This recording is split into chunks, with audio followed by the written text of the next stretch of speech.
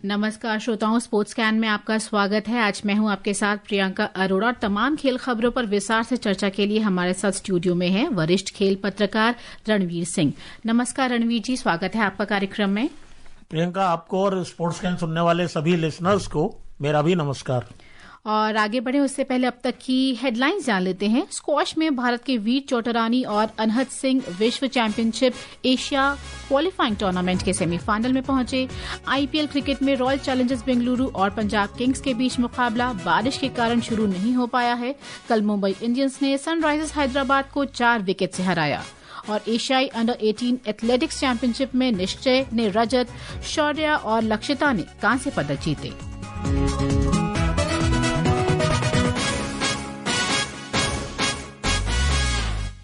तो बात सबसे पहले स्क्वॉश की करते हैं। स्क्वॉश में भारत के वीर चोटरानी और अनहत सिंह ने विश्व चैंपियनशिप एशिया क्वालिफाइंग टूर्नामेंट के सेमीफाइनल में प्रवेश कर लिया है। अनहत ने महिलाओं के क्वार्टर फाइनल में जापान की अकारी मिदोरिकावा को मात दी। वीर चोटरानी ने पुरुषों के क्वार्टर फाइनल में मलेशिया के मोहम्मद सयाफिक कमाल को हराया। टूर्नामेंट के विजेता को 9 से 17 मई तक शिकागो में होने वाले विश्व चैंपियनशिप में खेलने का मौका मिलेगा। रणवीर जी, वीर चोटरानी और अनहत सिंह, अगर हम उनके पीएसए के भी पिछले टूर्नामेंट्स देखें तो कमाल का परफॉर्मेंस कर रहे हैं। युवा हमारे खिलाड़ी हैं और लगातार अच्छे फॉर्म में चल रहे हैं। पिछले एशियन गेम्स में 14 साल की एज में अनहत सिंह ने जिस तरह से मेडल जीता था और एक शानदार परफॉर्मेंस तो था ही था, साथ में मेरे ख्याल से सबसे यंगेस्ट हिंदुस्तान की प्लेयर थी जिन्होंने एशियन गेम्स का मेडल जीता था। उसके बाद लगातार जो परफॉर्मेंस उनकी चल रही है, अभी लास्ट मंथ बेंगलुरु में जो टूर्नामेंट हुआ था वहां भी अनहत सिंह विजयी रही थी। और दिल्ली की लड़की हैं, ब्रिटिश स्कूल में पढ़ती हैं चाणक्यपुरी में, और इनके मम्मी पापा दोनों खुद प्लेयर थे, नेशनल लेवल हॉकी खेली है दोनों ने, पेरेंट्स ने। तो ये दोनों बहनें जो है वो, इनकी एक छोटी सिस्टर भी है, तो ये बैडमिंटन खेला करती थी। पीवी सिंधु को देखा तो बैडमिंटन खेलने लगी और किसी टूर्नामेंट में स्कूल ने इनको स्क्वैश में डाल दिया कि टीम तब पूरी होगी। और स्क्वैश के 2-3 टूर्नामेंट लोकल जीते, उसके बाद बैडमिंटन छूट गया, स्क्वैश ही स्क्वैश चल रहा है। और स्क्वॉश में देखा जाए तो हमारी अब तक की टॉप मोस्ट प्लेयर बन चुकी हैं। जिस तरह से परफॉर्मेंस चल रहा है, ये आने वाले उज्जवल भविष्य का जो है एक एक्सरे तो दिखाई दी। जी जी।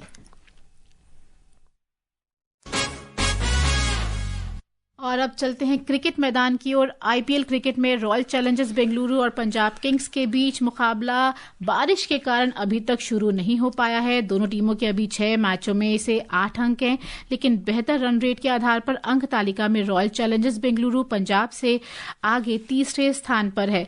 अगर देखें रणवीर जी, आरसीबी के बल्लेबाजों को यहां की जो धीमी पिच पर स्पिन गेंदबाजी का सामना करना होगा। और इस बार तो पंजाब किंग्स के पास युजवेंद्र चहल और ग्लेन मैक्सवेल जैसे अनुभवी गेंदबाज भी हैं, और जिन्होंने देखा हमने केकेआर के साथ क्या गेंदबाजी करी थी। बिल्कुल। और मैच की अगर बात करें आज के, तो एक तो यहाँ का इस साल का ये एक चलन चल रहा है कि जो टीम चेज करती है वो मैच जीत रही है। तो मुझे लग रहा था जो भी टीम आज टॉस जीतेगी तो पहले फील्डिंग करना पसंद करेगी, लेकिन मौसम की भविष्यवाणी ये थी कि मैच के दौरान या मैच से पहले कुछ छींटे पड़ सकते हैं, तो उस बारिश की वजह से ही ये खेल रुका हुआ है।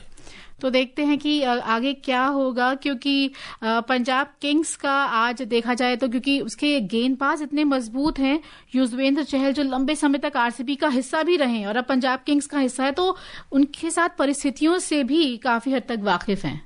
बिल्कुल। लेकिन पॉइंट्स टेबल की बात करें तो जहां आरसीबी तीसरे नंबर पे है तो पंजाब ठीक उनके नीचे है। हालांकि मैच दोनों ने बराबर जीते, 6 में से 4-4 मैच दोनों के हैं, लेकिन नेट रन रेट के आधार पे आरसीबी उनसे काफी आगे है।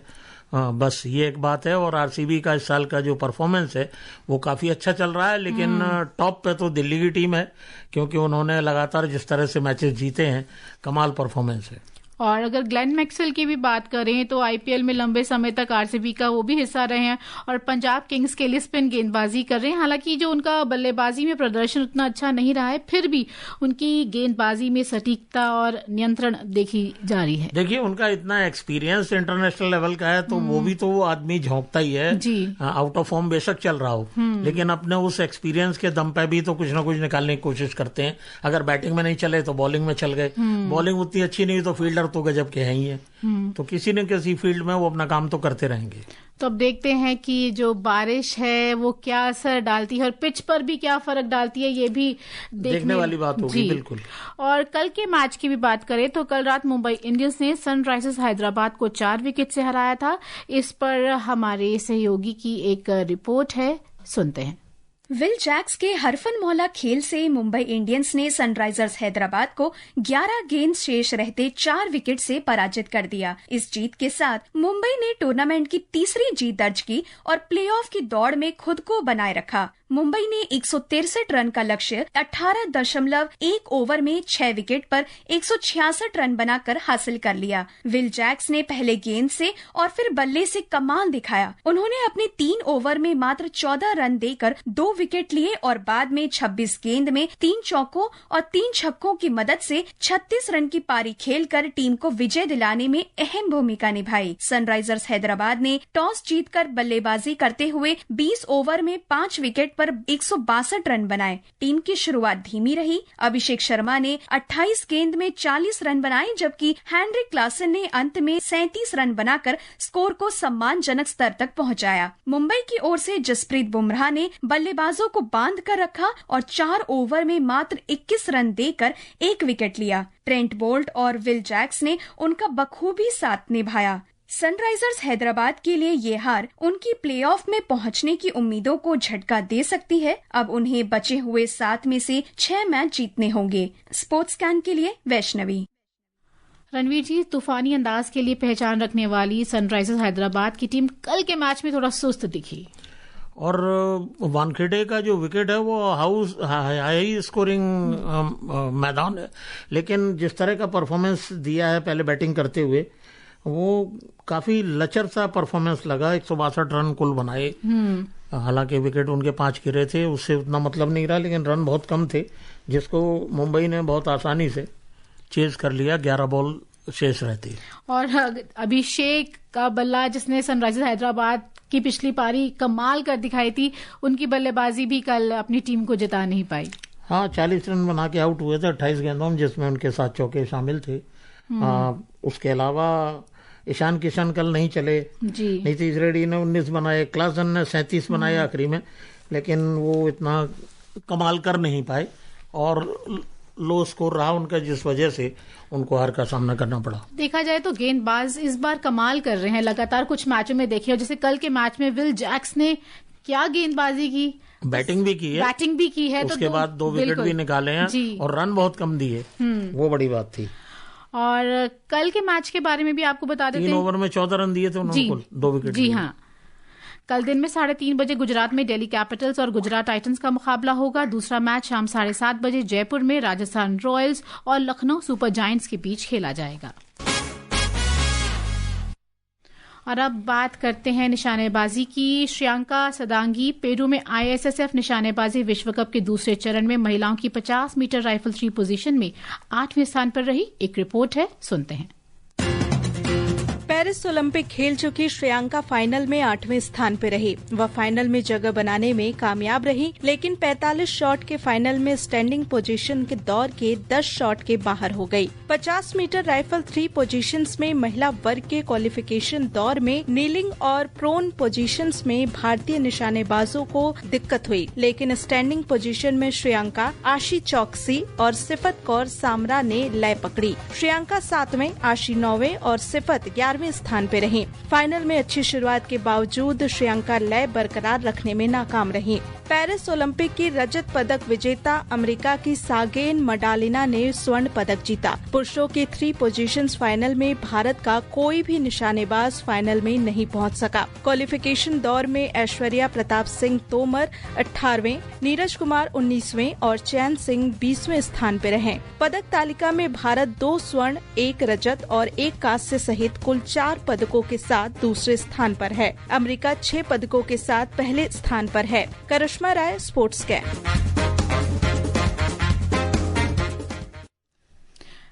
देखा जाए तो जो श्रियंका थी बहुत अच्छे फॉर्म में, अच्छे लय में चल रही थी, लेकिन एकदम से आउट ऑफ फॉर्म हो गई। पहला ही वर्ल्ड कप था, जी हाँ, फाइनल खेला उन्होंने और शुरुआत बहुत अच्छी की थी फाइनल में, लेकिन उसके बाद जैसे जैसे मैच आगे बढ़ता गया तो उनकी लय उस तरह की नहीं रही कि मेडल कंटेंडर बने। फाइनल खेला, ये उनके लिए बहुत बड़ी बात है। और शिव कौर शामरा, जिन्होंने अर्जेंटीना में भी 10 दिन पहले जो वर्ल्ड कप हुआ था उसमें गोल्ड मेडल जीता था, वो एक मेडिकल की स्टूडेंट थी। शूटिंग के लिए उन्होंने मेडिकल छोड़ी, MBBS, और इस तरह का कमाल परफॉर्मेंस ये शूटर्स कर रहे हैं। सबकी वो अगर एवरेज एज निकालें तो 21-22 साल है। 21-22 साल में अगर ये धमाल कर रहे हैं, ये अपने आप में बहुत बड़ी बात है। तो बहुत उम्मीदें थी कि 50 मीटर राइफल 3 पोजीशन में भी हमारे पास पदक आए, लेकिन पुरुष और महिला चलिए कोई बात नहीं। हाँ जी हाँ, पर हमेशा चैन सिंह ने जैसे अर्जेंटीना में ब्रॉन्ज मेडल जीता था, उनका पहला मेडल था ओलंपिक वर्ल्ड कप का, लेकिन यहाँ उस तरह का परफॉर्मेंस नहीं दोहरा पाई। तो उम्मीद करते हैं कि अभी और दौर होंगे वर्ल्ड कप के, तो उसमें अच्छा परफॉर्म करेंगे।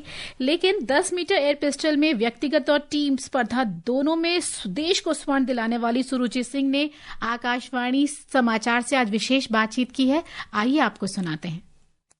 मेरे को ना बहुत अच्छा लग रहा है इंटरनेशनल खेल के सीनियर्स में और मेडल्स लेके, क्योंकि ये मेरी प्रैक्टिस ही है का रिजल्ट मेरे को मिल रहा है। और मतलब मैंने यहाँ से बहुत कुछ सीखा और मेरे को ये भी लगा कि अभी भी शूटिंग में कोई कमी है जिसके ऊपर अभी मेरे को और भी वर्क करना है। और यहाँ का एक्सपीरियंस मेरा बहुत ही अच्छा रहा, कंपटीशन में बहुत ही मजा आया।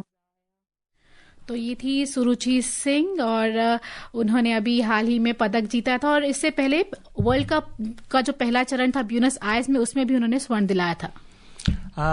जैसा कि आपने बताया कि ब्यूनस आयर्स में भी अर्जेंटीना का जो पहला वर्ल्ड कप हुआ था अभी 10 दिन पहले, उसमें 10 metre air pistol women category में तो गोल्ड मेडल जीता ही था। जहां तक 10 मीटर मिक्स टीम इवेंट की बात है, वहां सौरभ चौधरी के साथ मिलके ब्रॉन्ज मेडल जीता था, और चौथे नंबर पर रविंदर सिंह और मनु भाकर रहे थे वहां।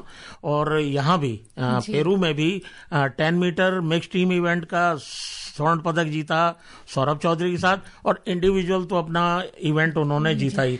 तो जिस तरह का धमाल परफॉर्मेंस किया है, 3 स्वर्ण और 1 ब्रॉन्ज मेडल के साथ ये शूटर वापस लौट रही है। इसका पहला ही इंटरनेशनल टूर है। जिस तरह का परफॉर्मेंस दे रही है, अभी दिसंबर में उन्होंने 7 स्वर्ण पदक जीते थे नेशनल चैंपियनशिप में।